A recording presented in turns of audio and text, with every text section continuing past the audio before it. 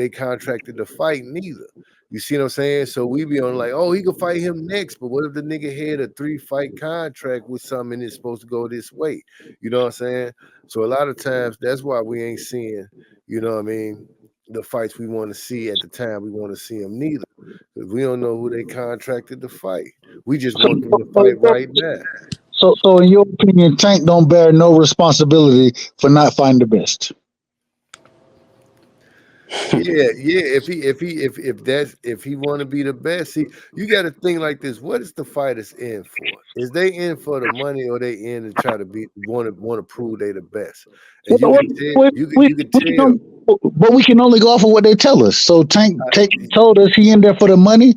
Devin he in there for legacy. So we can only go off of what they tell us. All right, then we gotta hold both of them niggas accountable. Is Tank making more money than Devin Haney making legacy? Now that's the next question. No. Who making the most? $30 million to get a legacy? Tank making more money. He making more money than Devin legacy. That them. All right, you go down with your name. Okay. Hold on. Okay, cool. I ain't got no problem with it. Fine. Matter of fact, I will concede that point. I will concede it. For Tank's biggest fight, if he's looking for the money fights, you're telling me that from what we hearing the Pitbull Cruz rematch, right? One thing we're not hearing anything about him versus Devin. We're not hearing anything about him versus Shakur. We're not hearing even Lomachenko. We're not even hearing him versus the winner of Lomachenko and Kambosos. I think that'll be Lomachenko. We're not hearing none of that. But those are bigger money fights than anything that a Pitbull Cruz brings to the ring, anything that a Hector Garcia brings to the ring. These are bigger money fights. These are these are big names. These are bigger names, and they're more competent fighters.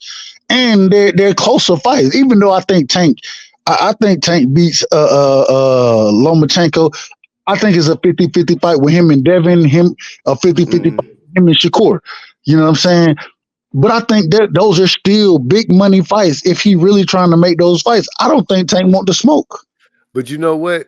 Tank just went to jail. And he been sitting down chilling, and the way the sport of boxing goes, he might have a tune-up fight before any real fight anyway. And he could use that just for a reason to take one of them weak fights. And guess what though? Hector Garcia was a tune-up fight. And when he signed the Hector Garcia fight, he also signed the Ryan Garcia fight at the same time. He put it was two fights that he had back to back, both Garcias, and it came to fruition. Hector Garcia was the tune-up, Ryan was the money fight. Why he ain't giving none of these other fighters the same opportunity? Once again, Shakur, once again, Devin. Why he ain't giving them that same opportunity? He probably don't want them niggas to get no money. Hey, man, let me tell you something. When they fight Tank, that's gonna be the most money they ever got in their life. So he just gonna hate because he don't want to fight the best because he don't want them to get no money. I don't know. I'm just giving out scenarios. I don't know exactly why. I mean, that don't mean I'm saying it don't mean it's true. You know, I'm just saying something. He probably don't want them niggas to get no money. Don't want them to get that big payday. And I apologize if I seem aggressive. I apologize. I love the sport, so I'm gonna talk my talk regardless. But go ahead. I apologize. Nah, I think Tank hold all the cards here. You know, especially when he put more asses in the seat than any of those other fighters. I mean, that you gotta take that to consideration. You know. But yeah. Hold on. Say that one more time. Now, I was saying since Tank, you know, he is the cash cow, so he does bring something to the table. Those other guys, they only bring belts to the table. You know what I mean? Well, that's not true. That's not true. Excuse me. If we look at his last fights, right, and I can't speak on Shakur in this situation, but I can speak on Devin. When you have a Hector Garcia, a Ryan Garcia, a Pitbull Cruz, any of these dudes, they ain't never been on pay-per-view. But look, this is what you have to take into consideration, though. Devin just did. Hold on. Devin just did his third. Well, really, it's his fourth fight. I'm gonna say second because most people not gonna consider the Kambosos fights pay-per-view fights, even though they were pay-per-view in Australia. So a lot of people are not going to consider those. I ain't got no problem with it. Lomachenko was a pay-per-view fight, and now you just had Regis a pay-per-view fight. Devin has a better pay-per-view record than anybody Tank them fought. So Tank it. How many sales did Devin sell? His highest pay per view. Well, we don't know what the Regis the Regis pay per view did. According to the numbers, the Lomachenko pay per view did somewhere between 1.5. Oh, excuse me, not 1.5, not 1.5. I apologize. 150,000 to 200,000. It did somewhere in that range. But the thing is if you look at any other pay per view that Tank done did outside of the Ryan pay per view, those numbers are very similar. No, Tank did, I think, 250, 300,000, his highest. With who? I don't know. Exactly. You don't know. I can look it up and it'll show me. I forgot who it was though. Look that up. Respect. You gotta think about it though. The Mexicans have the biggest fan base because they got a country behind them. And Cambosis, that was a big fight for Devin because he had a country behind him. I'm pretty sure this Regis fight did not do so well. You know what I mean? Because he doesn't have a big fan base. Well, first off, the live gate it by itself. The live gate by itself. You know what I'm saying? They did 16,000, possibly 17,000 in Oracle Arena. You name outside of Tank, outside of Canelo, you name another fighter doing those type of numbers in the arena. You can't name the names because that's one of the biggest. You said outside of who? Outside of Canelo, outside of Tank. Errol Spence.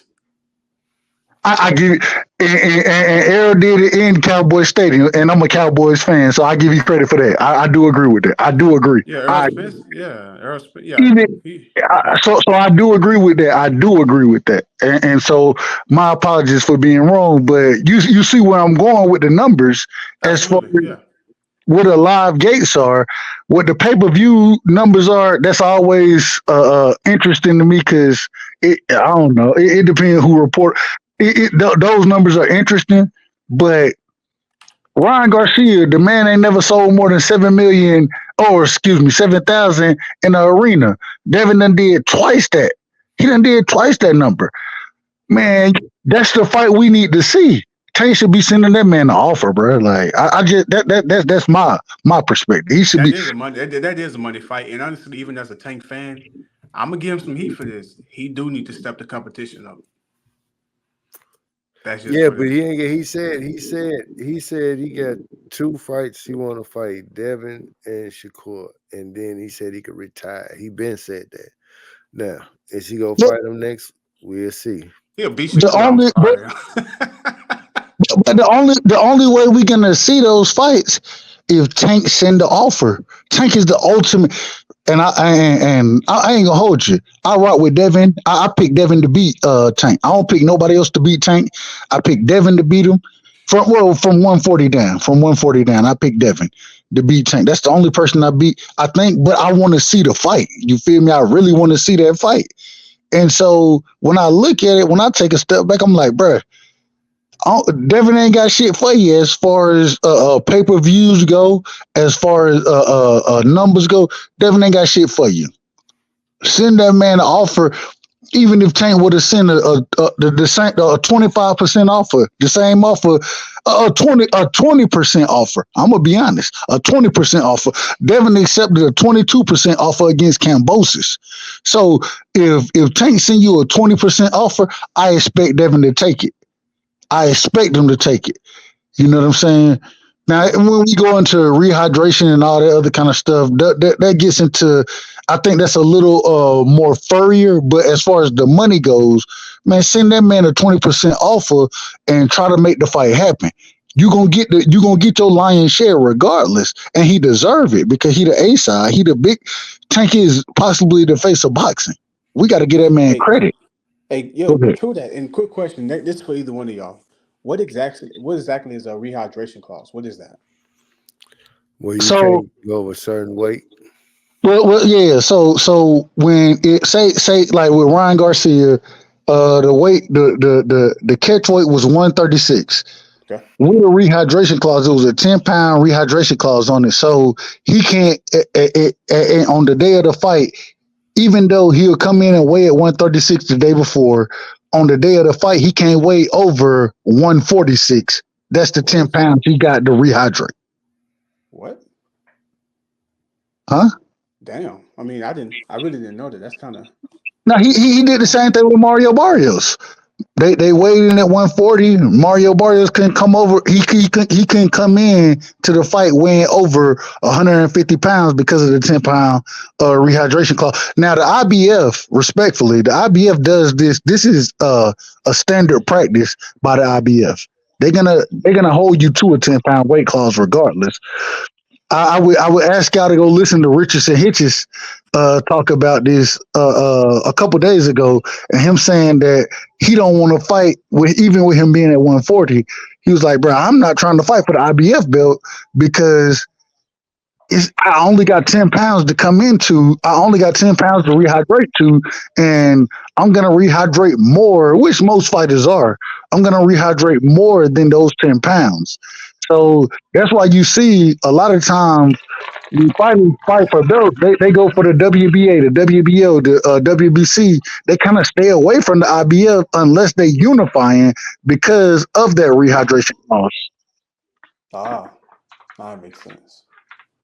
Okay. Damn. That's crazy. Well, I do think I think Shakur Stevenson versus Tank is an easier fight to make, honestly. I think they should make that shit happen. Yeah, they should make it happen. Is it gonna happen? Taco's gonna end up taking a warm up. Why should I tell you? He'll take some type of warm up fight before he do anything. Hey, quick question. What's the update on the Terrence Crawford versus Spence rematch? Are they actually fighting again or no? Shit, I hope so, but I don't know, man. They taking all day. Yeah, it's kind of like the first time. Shit. Well, Like, but if you listen to Bud, he already brought it out and said that you know, technically he's contractually obligated to rematch Spence. Um, I think Spence is looking for the fight to happen at 54, it makes sense and at 50. I agree. I think it makes sense for both of them at Unless 54. they want to fight Boots for the other belt.